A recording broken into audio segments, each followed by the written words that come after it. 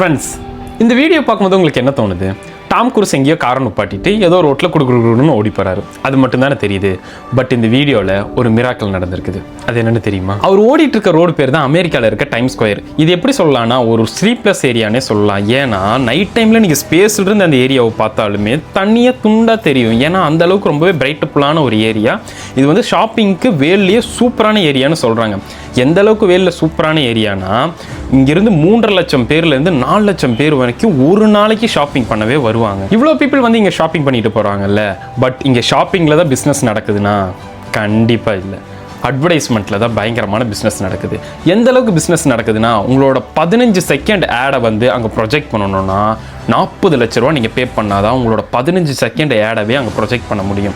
இன்னும் லென்த்தான ஆடெலாம் நான் ப்ரொஜெக்ட் பண்ணணும் அப்படின்னு நினச்சிங்கன்னா 10 கோடி ரூபா வரைக்கும் நீங்கள் பே பண்ணாதான் அங்கே வந்து ப்ரொஜெக்ட் பண்ண முடியும்.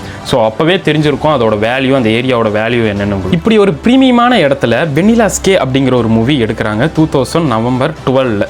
அதாவது அது என்னன்னா டாம் குரூஸ் அந்த காரை விட்டு வெளியே வந்து எல்லாத்தையும் பார்த்துட்டு அப்படியே ஓடி போகிறது. இதுதான் ஷாட். இது ஒரு படத்தில் ஒரு 30 செகண்ட் வரும். பட் ஒட்டுமொத்த டைம் ஸ்கொயரையே ஸ்டாப் பண்ணி வச்சுக்கிட்டு, அதாவது 3-4 லட்சம் பீப்புள்ஸை ஸ்டாப் பண்ணி வச்சுக்கிட்டு இந்த ஷூட் எடுத்திருக்காங்க ஒரு 3 ஹவர்ஸ்க்கு. இதுக்கு அமெரிக்கன் போலீஸ்கிட்ட அஃபிஷியலாக பர்மிஷன் வாங்கி இது 3 மணி நேரமாக எடுத்திருக்கிறாங்க. இது 3 மணி நேரம் எடுக்கிறது பிரச்சனை இல்லை. 2000 அமெரிக்கன் டாலர் 1 மில்லியனை செலவு பண்ணி இது எடுத்திருக்கிறாங்க. 1 மில்லியனா இப்போ இருக்கிற காசுக்கு 8 கோடியே 30 லட்ச ரூபா நம்ம இந்தியன் கரன்சிக்கு. ஸோ வேலையே ரொம்ப எக்ஸ்பென்சிவான அவுட்டோர் ஷூட்னா இந்த படத்தை தான் சொல்லலாம். அதாவது இதை வந்து இவங்க சிஜி பண்ணியிருக்கலாம், செட்டு போட்டிருக்கலாம், என்ன வேணால் பண்ணியிருக்கலாம்.